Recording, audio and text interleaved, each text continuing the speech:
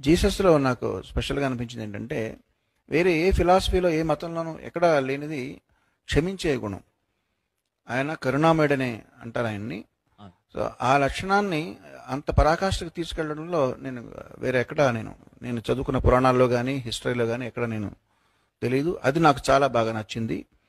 So ప్రతి రికార్డింగ్లోనూ ఆయన స్మరించుకోవడం నాకు అలవాటు. మా గురువుగారు రాజమణి గారికి కూడా అదే అలవాటు.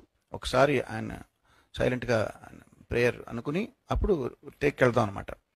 యేసుక్రీస్తు అంత ప్రేమామయుడు, కరుణామయుడు, శాంతి సమాధానకర్త, ఆయనంత మంచి దేవుడు ఈ భూ చరిత్రలోనే లేరు, ఈ భూ ప్రపంచంలో ఎక్కడా కూడా కనిపించరు. అందుకే ఆయన హింసించి కొరడాలతో కొట్టి సిలువేసి చంపుతున్న వారిని, చంపిస్తున్న వారిని చూసి, తండ్రి వీరేమి చేయుచున్నారు, వీరెరుగరు గనక వీళ్ళని క్షమించిడి, ఆయన చంపుతున్నవారు చంపిస్తున్నవారు కూడా బాగుండాలి అని కోరుకునే మంచి మనసు ఉన్నటువంటి దేవుడు ప్రభు అయిన యేసు.